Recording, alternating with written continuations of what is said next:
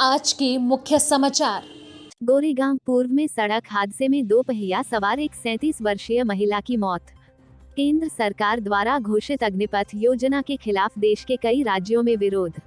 हाल ही में मोदी सरकार ने सेना भर्ती में बड़ा बदलाव से देश में हालत खराब। मयूर विहार में 30 वर्षीय विवाहिता महिला को ससुराल वालों ने छत से नीचे फेंका। मुंबई और दिल्ली में कोरोना ने बढ़ाई महाराष्ट्र 3883 और मुंबई में सिर्फ 2054 संक्रमित मामले। मुंबई के गोरेगांव पूर्व में सड़क हादसे में एक 37 वर्षीय महिला की मौत हो गई। बताया जा रहा है कि महिला शुक्रवार दोपहर को अपने दो बेटों को स्कूल छोड़ने के बाद घर लौट रही थी। इसी दौरान वह एक तेज रफ्तार स्कूल बस की चपेट में आ गई। इस दुर्घटना में उसकी मौत हो गई। वहीं 40 वर्षीय चालक को तेज स्पीड और लापरवाही से वाहन चलाने के कारण आईपीसी की धाराओं के तहत गिरफ्तार कर लिया गया है। दर्दनाक घटना गोरेगांव पूर्व की ईरानीवाड़ा में जीएम लिंक रोड पर दोपहर करीब 1:15 बजे हुई। 37 वर्षीय मृतका कुंजन ठक्कर गोरेगांव पूर्व के पांडुरंगवाड़ी की निवासी थी। उसके पति जितेंद्र ठक्कर ने मामले में थाने में शिकायत दर्ज कराई है। जानकारी के मुताबिक कुंजन अपने 11 साल से कम उम्र के बेटों को स्कूल छोड़ने के बाद स्कूटर से घर वापस लौट रही थी। इसी दौरान एक स्कूल बस भी बच्चों को स्कूल छोड़कर लौट रही थी। दिंडशी पुलिस ने कहा कि सड़क के एक ही तरफ जा रही स्कूल बस ने स्कूटी सवार महिला को टक्कर मार दी, लेकिन यह स्पष्ट नहीं है कि दुर्घटना कैसे हुई। पुलिस ने कहा कि उन्हें पास में कुंजन का हेलमेट मिला है। महिला को दुर्घटना में अंदरूनी चोटें आई थीं। अस्पताल ले जाने से पहले ही उसकी मौत हो गई थी। मुंबई। केंद्र सरकार द्वारा घोषित की गई अग्निपथ योजना के खिलाफ देश के कई राज्यों में युवकों द्वारा विरोध प्रदर्शन किए जा रहे हैं। अग्निपथ योजना के विरोध में अब महाराष्ट्र के युवक भी सड़कों पर उतर गए हैं। सिर्फ 4 सालों के कॉन्ट्रैक्ट पर सेना में भर्ती होगी तो भारतीय सेना में जाने के लिए कड़ी मेहनत करने वाले युवा जब 4 सालों बाद निकाल दिए जाएंगे तो वे क्या करेंगे? इन सवालों को लेकर युवाओं में चिंता है। महाराष्ट्र के मालेगांव में शनिवार को तहसील कार्यालय के बाहर केंद्र सरकार के इस फैसले के खिलाफ युवाओं ने विरोध प्रदर्शन किया। मालेगांव के अलावा बीड में भी युवा इस स्कीम के खिलाफ सड़कों पर उतरे। मुंबई में भी यूथ कांग्रेस के कार्यकर्ता जीशान सिद्दीकी के नेतृत्व में सड़कों पर उतरे और हाथों में बैनर लेकर नारेबाजी करते हुए अग्निपथ योजना के प्रति अपना विरोध जताया।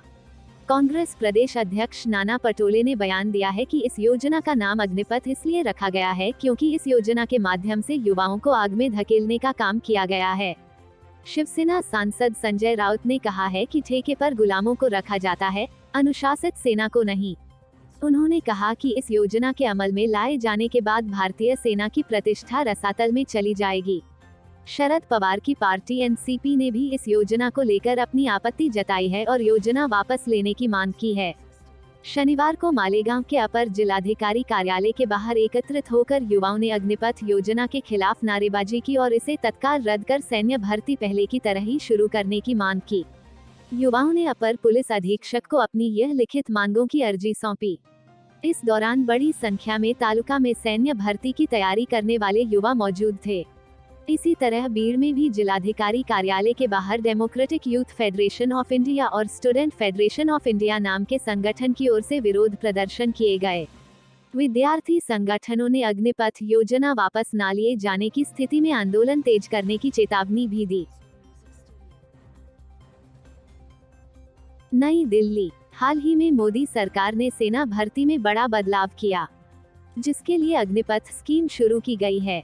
इसके तहत युवाओं को 4 साल के लिए तीनों सेनाओं में भर्ती किया जाएगा। फिर उन्हें एक निश्चित फंड देकर रिटायर कर दिया जाएगा। इस योजना का देश भर में विरोध हो रहा है। साथ ही राजनीतिक दल भी युवाओं के समर्थन में आ गए हैं।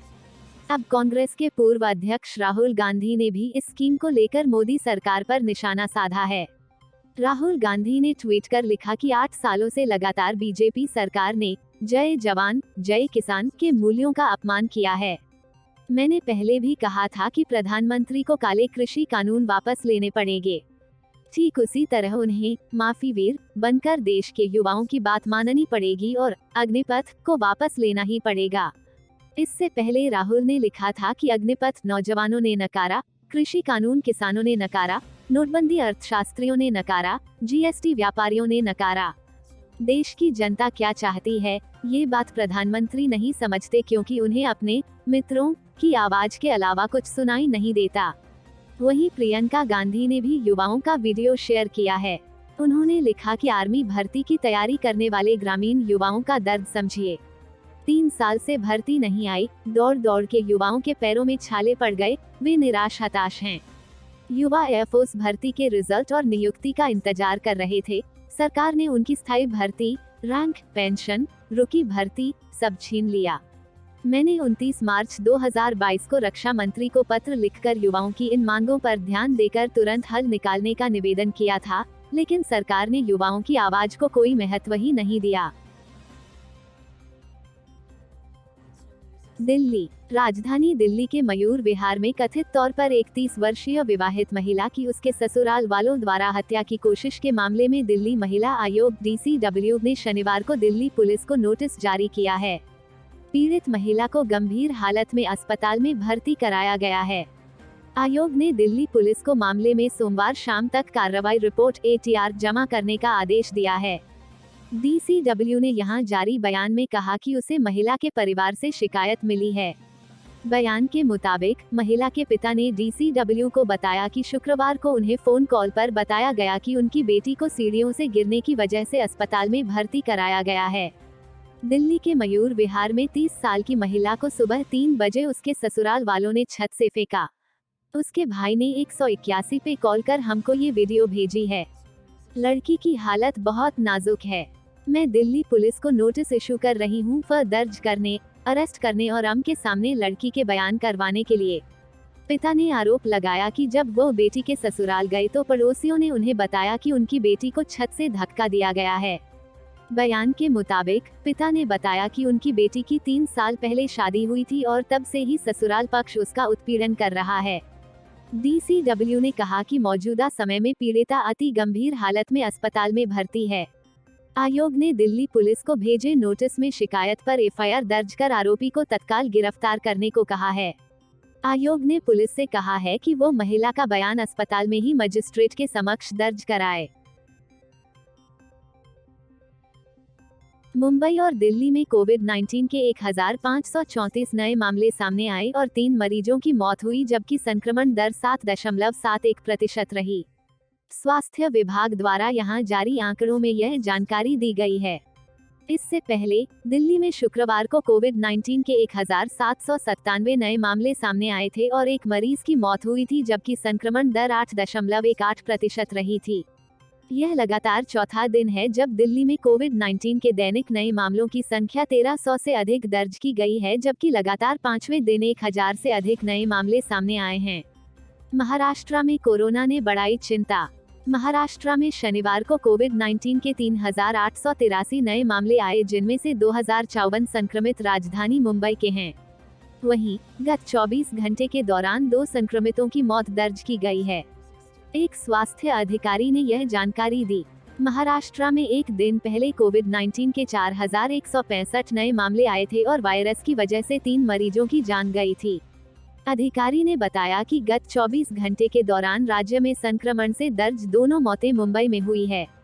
अधिकारी ने बताया कि महाराष्ट्र में अब उपचाराधीन मरीजों की संख्या 22,828 हो गई है, जबकि गत 24 घंटे के दौरान 2,802 मरीज संक्रमण मुक्त हुए, जिन्हें मिलाकर महामारी को अब तक मात देने वालों की कुल संख्या बढ़कर 77,61,032 हो गई है।